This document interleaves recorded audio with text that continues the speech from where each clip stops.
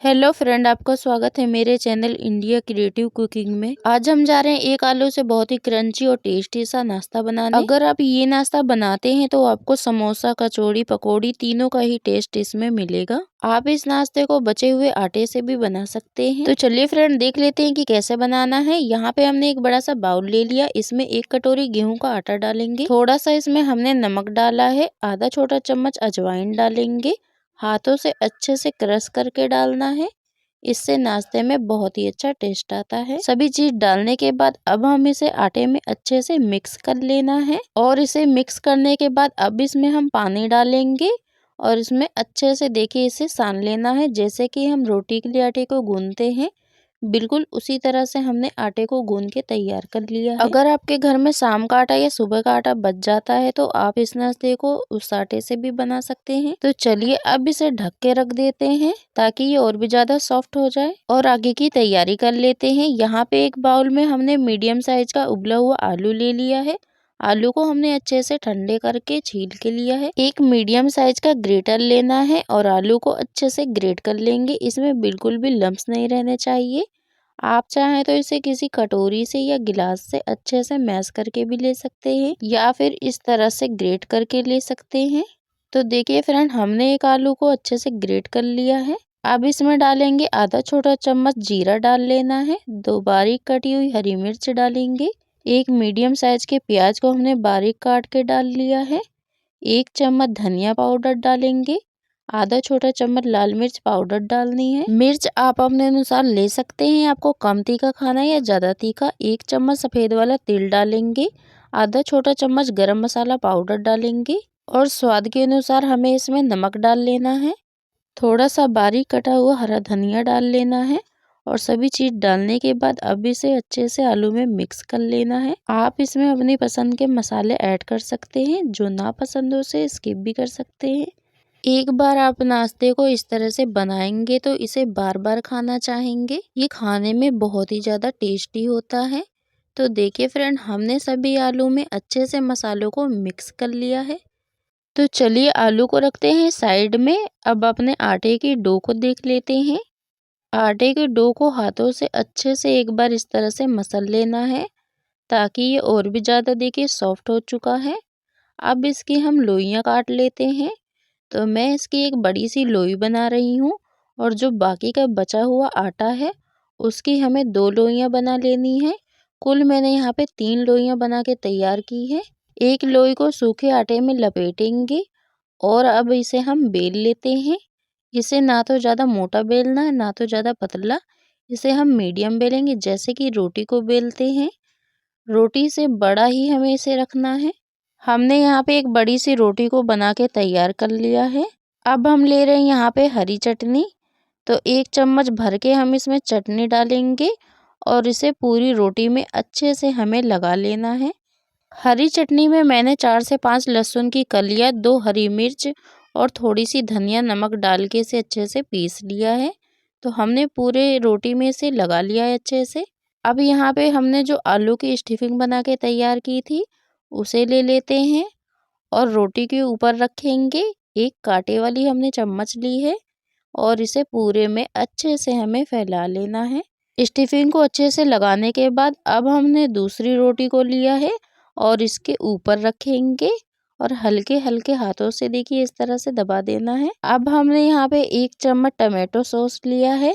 अब रोटी के ऊपर पूरे में अच्छे से हमें लगा देना है। टमाटो सॉस तो बच्चों का फेवरेट होता है, तो आप इसे जरूर लगाइएगा। इससे नाश्ते में बहुत ही अच्छा टेस्ट आता है। और फिर इसके ऊपर आलू की स्टफिंग रखेंगे और कांटे वाली चम्मच से इसे अच्छे से पूरे में फैला लेंगे। ज़्यादा मोटी लेयर में नहीं फैलाना है, पतली लेयर में ही हमने इसे फैलाया है। अब जो हमने तीसरी रोटी को बना के तैयार किया था इसके ऊपर रखेंगे और हल्के हल्के हाथों से अच्छे से देखिए दबाएंगे।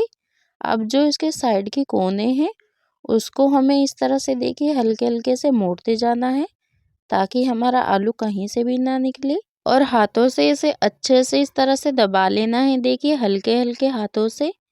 अब हम नाश्ते को भाप से पकाने वाले हैं। इसके लिए हमने एक जाली वाली थाली ले ली है और इसके ऊपर हल्का सा ऑयल डालेंगे और इसे हाथों से देखिए अच्छे से इस तरह से लगा लेना है।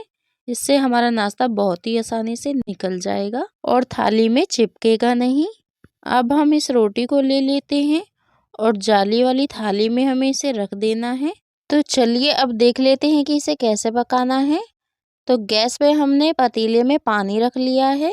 पानी को अच्छे से उबलने के बाद अब इसे थाली को हम इसके ऊपर रख देंगे और इसे ढक के 5 से 10 मिनट के लिए भाप में पकने देंगे। अब चलिए आगे हम एक घोल बना लेते हैं जिससे हमारा नाश्ता और भी ज़्यादा टेस्टी बने। इसके लिए हमने 4 चम्मच गेहूं का आटा डाला है, थोड़ा सा नमक डालेंगे, थोड़ी सी बारीक कटी हुई हरी धनिया डाल ली है और सभी चीज़ों को अच्छे से हमें मिक्स कर लेना है। अब हम इसमें थोड़ा सा पानी डालेंगे और इसे अच्छे से मिक्स करेंगे और थोड़ा थोड़ा पानी डाल के हम इसे एक घोल बना लेना है।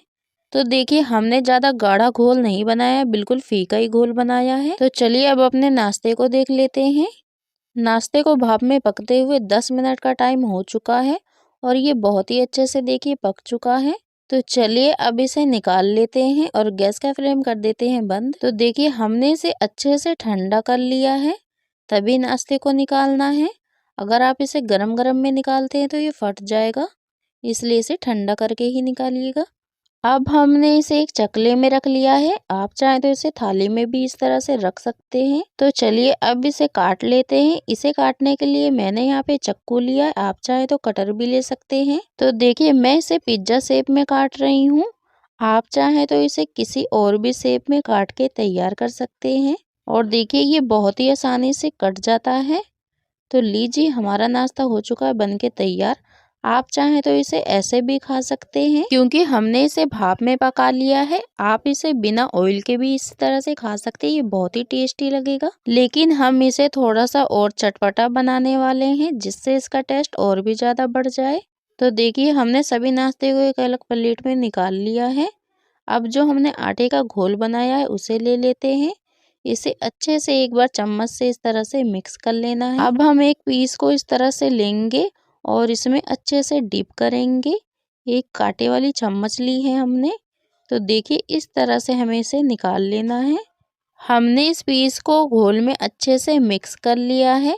तो चलिए फ्रेंड देख लेते हैं कि नाश्ते को कैसे फ्राई करना है। नाश्ते को फ्राई करने के लिए हमने गैस में कढ़ाई में ऑयल को अच्छे से गर्म कर लिया है।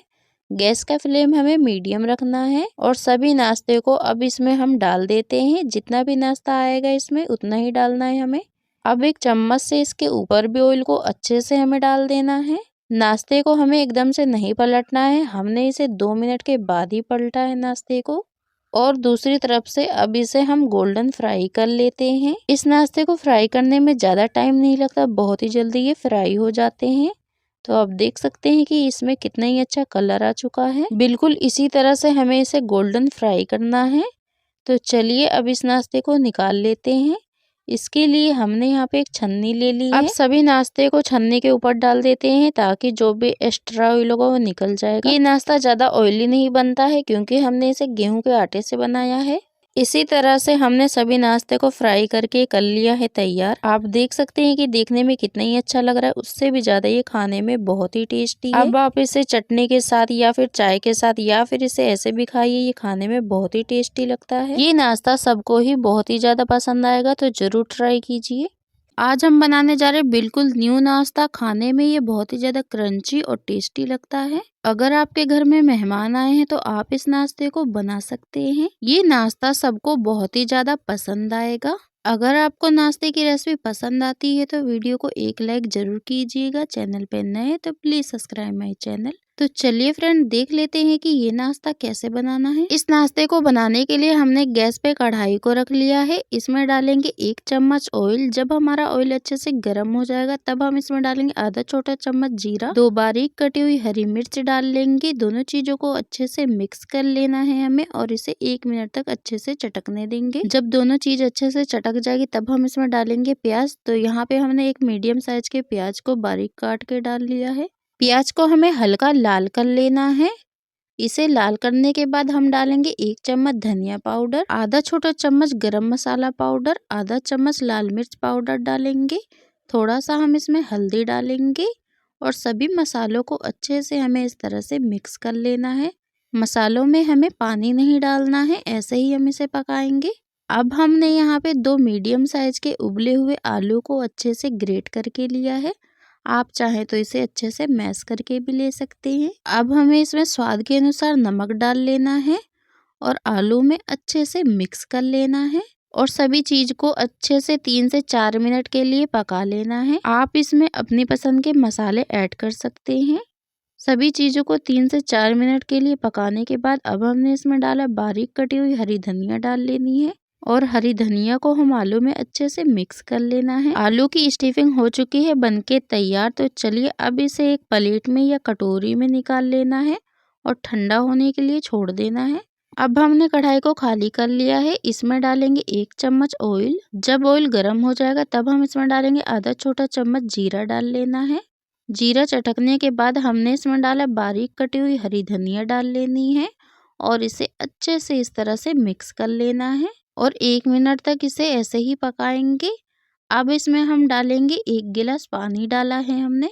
पानी डालने के बाद हमें इसमें स्वाद के अनुसार नमक डाल लेना है और नमक को पानी में अच्छे से मिक्स कर लेना है। आप चाहें तो इस नाश्ते को बिना हरी धनिया के भी बना सकते हैं। गैस का फ्लेम हमें मीडियम रखना है और जब पानी में हल्का सा उबाल आ जाएगा तब हम इसमें डालेंगे सूजी। यहाँ पे हमने 1 कटोरी सूजी ले ली है। आप मोटी वाली या बारीक वाली कोई सी भी सूजी ले सकते हैं। सूजी डालते समय हमें गैस का फ्लेम मीडियम कर देना है और इसे अच्छे से इस तरह से मिक्स करते जाएंगे। अगर आप इसे अच्छे से मिक्स नहीं करेंगे तो इसमें लम्स पड़ जाएंगे, इसलिए अच्छे से हमें इसे मिक्स करते जाना है। और सूजी को हमें जब तक पकाना है जब तक कि ये गाढ़ा डो की तरह ना हो जाए। सूजी को पकाने में बहुत ही कम टाइम लगता है। तो आप देख सकते हैं कि कितनी गाढ़ा हो चुका है हमारी सूजी। तो चलिए अब गैस का फ्लेम करते हैं बंद। एक अलग बाउल में हमने सूजी को निकाल लिया है और इसे अच्छे से हमने ठंडा कर लिया है। हाथों को अच्छे से वॉश करके हल्का सा ऑयल लगाया है हमने और सूजी को हाथों से अच्छे से इस तरह से मसल लेना है ताकि ये और भी ज़्यादा सॉफ्ट हो जाए। अगर आप हाथों में ऑयल को लगाते हैं तो सूजी का डो बिल्कुल भी हाथों में नहीं चिपकेगा। हमने सूजी के डो को अच्छे से मसल के सॉफ्ट कर लिया है। अब हम सूजी के डो को लेंगे और इसकी लोइयां काट लेंगे इस तरह से। आप इसकी बड़ी लोइयां या छोटी लोइयां काट सकते हैं। तो यहाँ पे हमने 5 लोइयां काटी हैं। अब इसमें से एक सूजी के डो को लेंगे और देखिए बिल्कुल इस तरह से हल्के हल्के से हम इसे दबाएंगे और इसे गोल शेप में बनाएंगे। जैसे कि हम रोटी के लिए लोई बनाते हैं बिल्कुल उसी तरह से हमने लोई को बना के तैयार कर लिया है। और अब हमने यहाँ पे आलू की स्टफिंग ली है, इसे अच्छे से हमने ठंडा कर लिया है। अब सूजी की लोई को लेंगे और इस तरह से बीच में अंगूठा लगाएंगे और इस तरह से गोल शेप में हम इसे करते जाएंगे। हमें इसे बिल्कुल हल्के हल्के से करना है। तो हमने इसे कटोरी की शेप में देखिए बना लिया है। अब इसमें 1 चम्मच आलू की स्टफिंग को डालेंगे। आप अपने हिसाब से डाल सकते हैं कम या ज़्यादा। तो मैं इसमें चीज़ को भी डालने वाली हूँ। आप चाहें तो इसे ऐसे भी बना सकते हैं लेकिन चीज़ को डालने से इसका टेस्ट और भी ज़्यादा बढ़ जाता है। तो इस तरह से हमने एक पतला सा पीस काट लिया है। अब आलू के ऊपर रखेंगे हम इस तरह से। सूजी को आपको हल्के हल्के हाथों से इस तरह से दबाना है। तो अब हम इसके ऊपर आलू की स्टफिंग को डाल लेते हैं। तो थोड़ा सा ही हम इसके ऊपर आलू की स्टफिंग को डालेंगे और इसे हल्के हल्के हाथों से इस तरह से हमें दबाते जाना है और सूजी की डो को इस तरह से मोड़ते जाएंगे। और अब इसके मुंह को हमें इस तरह से देखिए बंद कर देना है। अगर आप इसे हल्के हल्के हाथों से इस तरह से करेंगे तो आपकी सूजी कहीं से भी ना फटेगी ना कुछ। और देखिए हाथों से हम इसे इस तरह से हल्का हल्का सा गोल कर लेंगे। तो आप देख सकते हैं कि कितने ही अच्छे से ये बनके तैयार हो चुका है।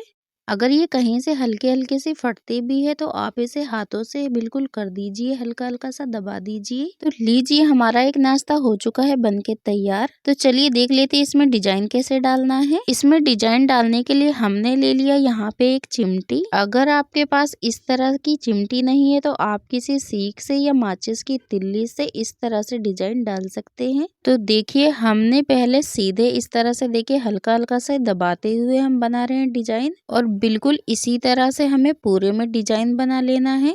तो देखिए एक तरफ हो चुका है बनके तैयार। अब हम ऐसा ही डिजाइन दूसरी तरफ भी बना लेते हैं।